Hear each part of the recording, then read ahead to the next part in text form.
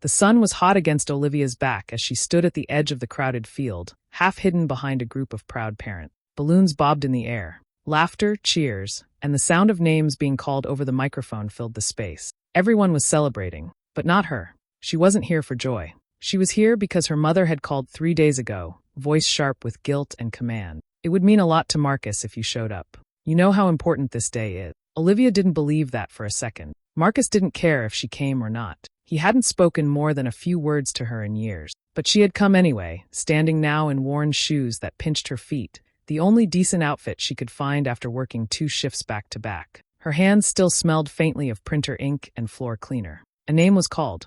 Marcus Holloway. The crowd erupted around her. Olivia's eyes found him immediately. Tall, dressed in his dark blue cap and gown, Marcus walked across the stage with that same smug confidence he'd always had. Their mother, Diane, stood in the front row, clapping wildly. Her eyes sparkled with pride. She looked up at her son like he had just won the world. Olivia didn't clap. Her arms stayed at her sides. As Marcus accepted his diploma, he glanced at the crowd, and their eyes met. For a second, Olivia thought maybe something would flicker in his face. Recognition, gratitude, anything. But there was nothing. He looked past her like she was no one. A sharp memory cut through her chest. She was 17 again, standing in the living room with tears running down her face. Diane had just ripped her college acceptance letter in two. Columbia University, full of hope, of dreams. Gone in a moment. You're the girl, Diane had said, like it was a fact of nature. Marcus is the future. He needs us. So Olivia had dropped out, gotten a job, then another, paid bills, helped with tuition, while Marcus went to private school, while Diane posted pictures of his awards on Facebook and called him her miracle. Now he stood on that stage as if he had done it all on his own. And Olivia, she was just part of the crowd. She swallowed hard. The wind tugged at her blouse. Somewhere, someone let go of a balloon, and she watched it rise into the sky, small and silent. Her phone buzzed in her bag. A text from Diane. Come say hello. Don't be rude. Olivia turned the screen off. They hadn't needed her here today, not really. Olivia had always loved building. As a little girl, she used to sit by the window and sketch houses, towers, bridges, anything she could imagine. She'd spend hours flipping through magazines and library books, dreaming of becoming an architect. Her teachers noticed her talent early on. In high school, she was top of her class, winning math competitions and drawing praise from counselors. When the acceptance letter from Columbia came in the mail, she cried. It was one of the happiest days of her life. She had worked so hard for that moment. She even picked out a cheap secondhand suitcase for the move. For a little while, she let herself believe she was going. But that dream didn't last. Diane didn't even sit her down. She just stood in the kitchen, holding the letter, and said, You're the girl. Marcus is the future. He needs this more than you do. Olivia had stared at her, not understanding. What are you saying? I'm saying you're not going. Marcus needs private school. We can't afford both. You'll help us pay for it. And just like that, it was over. The letter was ripped up and thrown in the trash. Olivia watched the pieces flutter down like ashes. She never packed that suitcase. Instead, she got a job at a clothing store, then another one at a diner. By the time she was 19, she was working almost every day. Her life became a blur of shifts, sore feet, and late buses. All while Marcus got new books, school trips, a new laptop. No one thanked her. Now, at 28, Olivia worked as a paralegal at a small law office downtown. It wasn't what she dreamed of, but it paid the bills. And she was good at it, better than most of the interns who came through the door with fancy degrees. Her boss, Mr. Klein, often handed her tough cases. You've got a sharp mind, he'd say. Ever think about going to law school? She always smiled politely. Maybe one day. At night, she came home to the small apartment she shared with Tessa, her roommate and best friend. Tessa worked in publishing and had a warm laugh that could lift any mood. She always encouraged Olivia. You know you're brilliant, right? You could crush law school. Olivia would just shrug. It's not that simple. The truth was, part of her still felt stuck in that old story. The one where her needs came second, where her dreams didn't matter. Her mother only called when she needed something. Grocery money. Help picking out a gift for Marcus. Once, she called to ask if Olivia could fix a mistake on a form because, you're good with that legal stuff. Marcus, on the other hand, barely spoke to her. When he did, it was short and cold, like she was some distant relative he barely remembered. At work, Olivia kept her head down. She organized files, drafted memos, answered phones. She moved efficiently and quietly, not drawing attention. But inside, the hurt still sat there, buried deep. Sometimes it came out in small ways, in how she froze when someone mentioned college, or how she looked away when other people talked about their families. Once Tessa asked, Do you ever think about what your life could have been like? Olivia paused for a long time. I try not to. But the truth was, she thought about it all the time. The version of her life where she got on that train to New York, where she lived in a tiny dorm room and stayed up late drawing building, where she became who she was meant to be. Instead, she became useful, quiet, invisible. But deep down, something still flickered. A small, stubborn light that refused to go out completely. She just didn't know yet that her time was coming. And when it did, everything would change. It started with a news alert Tessa saw on her phone. She was at her desk, sipping coffee, when she looked up with wide eyes. Liv, your brother. Olivia was halfway through organizing files when she turned. What about him? Tessa held out her phone. There it was, Marcus Holloway, 24, arrested for corporate fraud. Accused of falsifying financial records and stealing investor money. Olivia blinked, reading it twice. The picture showed Marcus in a suit, being led out of a building by 2 officers. His face was tight, his hands cuffed in front of him. For a long second, she didn't say anything, just stared. Tessa spoke softly. They're saying it's serious. He could go to prison for years. Olivia put the phone down. Her hands felt cold. I need to get back to work. Later that night, the calls started. Her mom 3 times in a row. Olivia didn't answer. She didn't want to hear it. But the 4th time, she picked up. Diane was crying.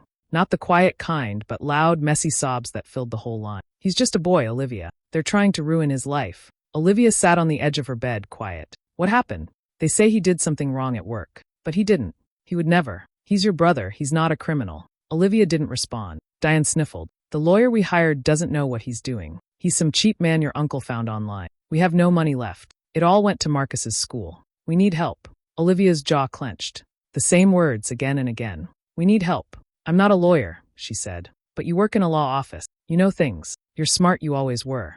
It was strange to hear that from her mother. A compliment, wrapped in desperation. Olivia didn't say yes. She didn't say no. The next day at work, she told Tessa about it. Tessa listened quietly, then said, There's something you should see. She pulled up an article online about the case. Then she showed Olivia a section of the charges. See this? She said, pointing. There's a technicality. A clause about how the company filed their internal review. If it wasn't followed right, parts of the evidence could be tossed. Olivia leaned in, reading carefully. Her brain kicked into gear. With the right strategy, Marcus could get the charges reduced. Maybe even dismissed. She leaned back in her chair. So, Tessa asked, what are you going to do? Olivia didn't answer right away. Her chest felt tight. All her life, she'd been expected to give. Give up her dreams. Give up her time. Give up her money. Now they were back, asking for more. But this time, something was different. This time, she knew they needed her, not the other way around. She had a choice now. And for once, she would take her time deciding. Olivia finally called her mother back. I'll help, she said, voice calm. But not like before. I'm not doing this because I owe you. I'll talk to someone I trust and see what can be done. That's it. Diane was quiet for a second. Thank you, Olivia. I always knew you'd do the right thing. But Olivia didn't feel like a good daughter. She felt like someone being pulled back into an old trap. That evening, she went to Mr. Klein's office and knocked on the door. I need a favor, she said. Off the record. He looked at her over his glasses. What kind of favor? She told him the basics, fraud, Marcus, the poor defense. Klein listened carefully, then leaned back in his chair. Well, he said, sounds like your brother's in real trouble. But you've already got a good sense of the situation. You're ahead of most junior associates. Olivia looked at the floor. I just want to know if there's a chance to help him. And if not, I want it to be clear that I tried. Mr. Klein nodded. I'll connect you with someone, a real defense attorney. You can pass them the details. Back home, she sat with Tessa in the kitchen. They shared takeout from paper containers, like they did on hard days. So, you're really helping him? Tessa asked. I'm helping because I can. That's all. Tessa looked at her gently. You don't have to. You know that, right? Olivia nodded, but something in her chest felt heavy. The next few days passed in a blur. Olivia worked late, going through court documents, building a rough case summary. She emailed Mr. Klein's contact and arranged a meeting. She didn't tell Diane the details, just that things were in motion. Then came the phone call from Marcus. He didn't say hello, just started talking like it was a business call. I heard you're working on something. I guess that's good. Olivia stayed quiet. He continued. You should have gone to law school. You're kind of wasting your life working under people like Klein. She almost laughed. You mean the same man helping you right now? Marcus ignored that. Anyway, thanks. I guess. There was no warmth. No real thank you. Just the same tone he always used when speaking to someone he thought was beneath him. She remembered the last time they spoke face to face. At a family dinner 2 years ago, he had glanced around her apartment and said, You still live with a roommate? At your age? And Diane had added, Maybe if you had a husband by now, things would be easier. Those words still echoed sometimes, late at night. Olivia hung up without replying. Later that week, she met Diane at a small cafe to hand over some documents. Diane tried to smile. "You look tired." "I've been working." Her mother reached across the table, touching her hand. "I know things haven't been fair, Olivia, but I always loved you too. You know that, right?" Olivia pulled her hand back slowly. "Do I?" Diane looked down, stirring her coffee. "You were always so independent. I thought you didn't need much from me." "You thought wrong," Olivia said, voice steady. The rest of the meeting was quiet. That night, Olivia sat with Tessa on the fire escape, watching the lights of the city blink in the distance. "I don't know why I'm doing this," Olivia whispered. "They never saw me. Not really. I was just the one who made things easier. The one who gave things up." Tessa leaned her head against Olivia's shoulder. "Then don't do it. Let them fall." "I want to. Part of me really does. So why don't you?" Olivia didn't answer right away. The wind blew softly, carrying the faint sounds of a city that never fully went quiet. "Because I still care," she finally said. "Even if they never did." Tessa nodded. "That's what makes you better than them." In the days that followed, Olivia continued working behind the scenes. She spoke with the new lawyer, shared what she had found with Tessa, and passed along important details. Slowly, a defense began to form, but nothing changed between her and her family. Marcus still acted cold, like he deserved the help without question. Diane still called only when she needed update. No one asked how Olivia was doing. No one thanked her. And for the first time in her life, Olivia started to see the truth clearly. She wasn't their daughter. Not in the way that mattered. She was their fixer, their safety net, their afterthought. But now she had the power, and she was starting to realize what it felt like to hold it. The courtroom was cold, the kind of cold that settled in your bones. Olivia sat near the front, quiet, her hands folded in her lap. She was dressed neatly, nothing fancy, just a simple black blouse and slacks. Beside her sat the defense attorney, Mr. Fallon, the one Mr. Klein had recommended. Olivia had used most of her savings to hire him. Not that anyone in her family knew that. Marcus sat a few feet away at the defendant's table. He looked tense in his suit, jaw clenched, eyes darting. He hadn't said a word to her that morning, not even a nod. Diane sat behind him, her hands clenched in her lap, eyes red from crying. The trial had started quietly, legal talk, evidence reviews, arguments from both sides. Olivia kept her focus on the details, the same way she did at work. She was prepared for the pressure, but nothing prepared her for what came next. Midway through the session, the prosecution asked to introduce a new piece of evidence. The judge allowed it. A thick folder was handed to the court clerk, who passed it to the defense. Mr. Fallon flipped through it quickly, then paused. His brow furrowed. He leaned close to Olivia and whispered, "Did you write a recommendation letter for your brother's law school application?" Olivia blinked. "No." "Why?" He held up the paper. "Because he submitted one, and it has your name and signature on it." She reached for the document. Her heart dropped. It was her name, her fake letterhead, her signature, copied almost perfectly. Marcus had forged the entire thing. Claimed she supported him. Claimed she believed he'd make a great lawyer. Olivia's face went cold. The prosecution began speaking, presenting it as part of a pattern. Deceit. Fraud. Not just in the company, but in his personal life too. All eyes slowly turned toward her. Whispers passed through the courtroom. The judge asked for order. Olivia stood up slowly. Her legs were shaking, but she didn't let it show. She picked up her coat and bag, said nothing, and walked out. She didn't even look at Marcus. Outside, the sunlight felt too bright. She walked down the steps like she was in a dream. Her chest ached. Her throat burned. He had stolen from her again. He took her future once when she gave it willingly. And now, years later, he had taken her name without asking. Behind her, she heard the door open. "Olivia!" Diane called out. "Wait!" Olivia stopped but didn't turn around. Diane's voice rose. "Why would you walk out like that? They're twisting the story. If you hadn't left school, he wouldn't have needed to fake anything. That was it." Olivia spun around, eyes blazing. "Are you serious?" Diane flinched. "He was scared, Olivia. He thought you'd never help." "I did help," Olivia snapped. "I paid for his school. I gave up mine. I worked dead-end jobs while you cheered him on like he was the second coming." Her voice broke, but she kept going. Years of pain poured out. "I stayed quiet while you ignored me. I stayed quiet when he laughed at my life, when you made fun of me for not having a husband, not having a home. I stayed quiet when you ripped up my college letter and told me he was the future." Tears filled her eyes, but she didn't wipe them. "I gave you everything. My time. My money. My chance. All I ever got back was silence. Or worse, blame." Diane opened her mouth, but nothing came out. Olivia took a shaky breath. "You want to know why I walked out? Because I'm done. I'm not your helper. I'm not your scapegoat. And I am not his savior." She turned and walked away, each step lighter than the one before. For the first time in 10 years, she didn't feel small. She didn't feel invisible. She felt free. A week after the trial, Olivia sent one final message to her mother and brother. It was short and clear. I'm done.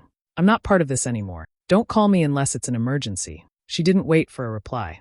It was quiet at first. No calls, no texts, just silence.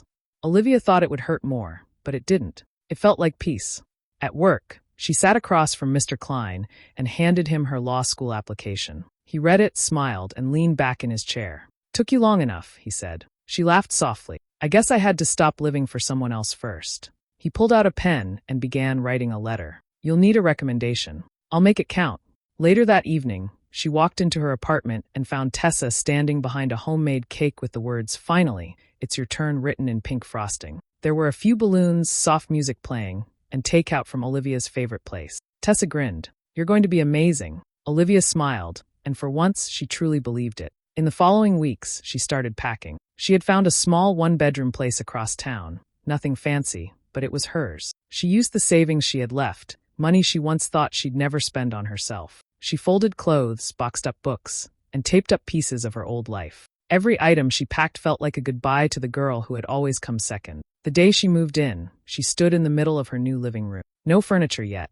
Just clean, empty space. She took a deep breath and smiled. She was alone, but not lonely. News came later that Marcus had taken a plea deal. He would serve a reduced sentence. Mr. Fallon had used the strategy Olivia helped with before the trial. There was no thank you. She didn't expect one. A few days after that, Diane called. Once. Then again. Then sent a message. We miss you. Can we talk? Olivia stared at it for a long time. She didn't block her mother. But she didn't reply either. She had nothing left to give them. Now it was her turn. The autumn air was cool as Olivia walked through campus, her books tucked under one arm. Leaves crunched under her shoes, and the sky was a soft gray. Around her, students hurried to class, laughed in small groups, sipped coffee on benches. She felt at home here. It had been 1 year since she applied. Now, she was one of the top students in her class. She studied hard, stayed focused, and finally allowed herself to dream again. As she walked into her legal writing class, her professor stopped her at the door. Olivia, he said with a smile, you've got a rare mind. One of the sharpest I've seen in years. She thanked him quietly, but her heart swelled. Not because she needed praise, but because someone finally saw her. Later that day, she sat alone on a bench under a tall oak tree. The wind played with her hair as she pulled something from her bag. It was worn and soft now, the paper faded from years of hiding in the back of a drawer. Her Columbia acceptance letter. She unfolded it carefully and smoothed it over her lap. A few tears filled her eyes, but they didn't fall. She wasn't angry anymore. That life had passed. But a new one had begun. One she chose. One she built. She looked around, students rushing past, pages turning, life moving forward. And so was she. She never wore the graduation dress. But now, she was designing the life she was always meant to live. Hey besties. Olivia gave up everything for her brother, her dreams, her future. But when he fell, she held the power to save him. This time, she chose herself. From overlooked daughter to future lawyer, she finally took back her life. If you enjoyed this emotional story, don't forget to like, comment, share, and subscribe for more drama-filled stories. Thanks for watching till the end. See you in the next one. Bye.